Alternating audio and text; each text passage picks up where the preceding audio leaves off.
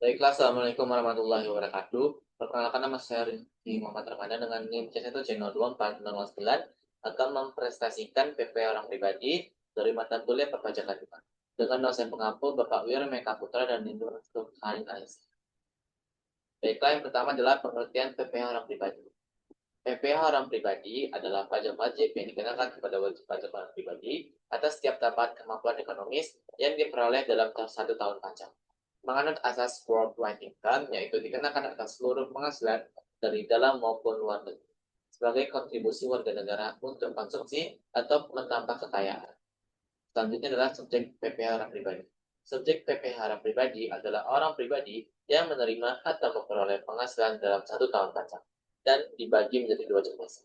Yang pertama adalah subjek pajak dalam negeri, baik WNI maupun WNA yang bertempat tinggal di Indonesia, berada di Indonesia lebih dari 183 hari dalam jangka waktu 12 bulan, atau berniat menetap di Indonesia, dan dikenakan pajak jika penghasilannya melebihi dari. Selanjutnya yang kedua adalah subjek pajak luar negeri. Orang pribadi yang tidak bertempat tinggal di Indonesia, WNA yang berada di Indonesia tidak lebih dari 183 hari dalam jangka waktu 12 bulan, atau WNI yang berada di luar Indonesia lebih dari 183 hari dalam jangka waktu 12 bulan, serta memenuhi persyaratan tertentu. Selanjutnya adalah objek PPh orang pribadi. Objek PPh orang pribadi adalah setiap tambahan kemampuan ekonomis yang diperoleh orang pribadi dari dalam atau luar Indonesia untuk konsumsi atau menambah kekayaan dalam bentuk apapun. Merujuk pasal 4 ayat 1 UU PPh nomor 36 tahun 2008, berikut jenis-jenis objek PPh orang pribadi. Yang pertama adalah penghasilan dari pekerjaan, yaitu gaji, upah, tunjangan, bonus, pensiun, penghargaan, dan penghasilan dari usaha atau pekerjaan bebas.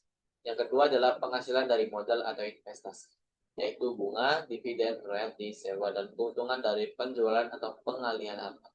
Yang ketiga adalah penghasilan lain-lain, yaitu hadiah undian, pengembalian pajak, keuntungan dari pembebasan hutang, selisih kurs, dan tambahan kekayaan. Dan yang keempat adalah penghasilan bunga, yaitu bunga deposito atau obligasi, hadiah undian, transaksi saham atau sekuritas, pengalihan tanah atau bangunan, dan penghasilan lain-lain menurut peraturan pemerintah atau pemerintah. Selanjutnya adalah dikecualikan dari objek PPh orang pribadi.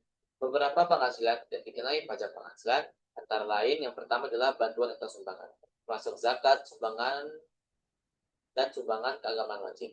Yang kedua adalah harta hibah ke keluarga saudara, badan keagamaan, pendidikan, sosial yayasan, koperasi atau usaha mikro atau kecil dengan syarat tertentu. Yang ketiga adalah warisan yang diterima ahli waris. Yang keempat adalah imbalan natura atau kenikmatan dari wajib pajak atau pemerintah dengan ketentuan tertentu. Yang kelima adalah pembayaran klaim asuransi termasuk kesehatan, kecelakaan kerja, kedua, dan beasiswa. Dan yang keenam adalah beasiswa jika memenuhi persyaratan PMK atau peraturan menteri. Selanjutnya adalah mekanisme perhitungan PPh orang pribadi. Terdapat tiga mekanisme perhitungan PPh orang pribadi. Yang pertama adalah PPh orang pribadi umum. Itu berlaku bagi WP yang menyelenggarakan rombongan. Pajak dihitung dari laba bersih penghasilan itu sesuai laporan keuangan. Berdasarkan dari progresif tanggal 17 Undang-Undang PPh. Yang kedua adalah PPh final. Peraturan pemerintah untuk dan kewenangan, yaitu untuk WP dengan peredaran bruto kurang lebih 4,8 miliar per tahun. Hanya wajib melakukan pencatatan sederhana. Tarif pajak final 0,5% dari omset bruto.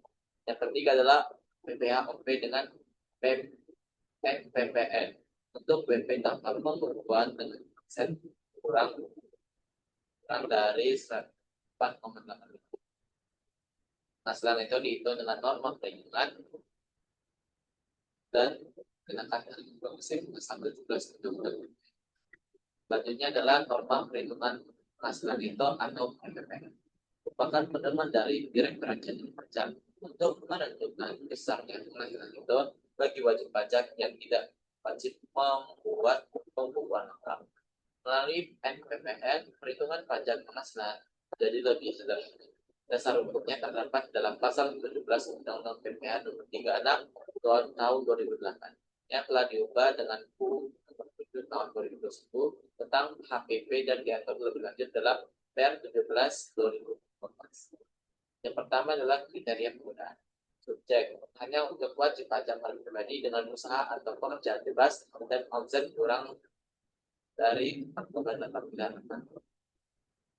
yaitu selanjutnya adalah pemberitahuan harus disampaikan ke DJP paling lambat 3 bulan pertama tahun pelajaran dalam aturan Menteri Keuangan nomor 81 2020. Selanjutnya adalah pencatatan, tetap wajib mencatat peredaran uangnya. Yang kedua adalah rumus perhitungan. Rumus perhitungannya adalah penghasilan itu sama dengan peredaran produk kita kalikan dengan tarif NPPN. Yang ketiga adalah tarif NPPN variatif berdasarkan wilayah ibu kota provinsi seperti Jakarta, Surabaya, dan Bandung memiliki tarif lebih tinggi dibandingkan daerah.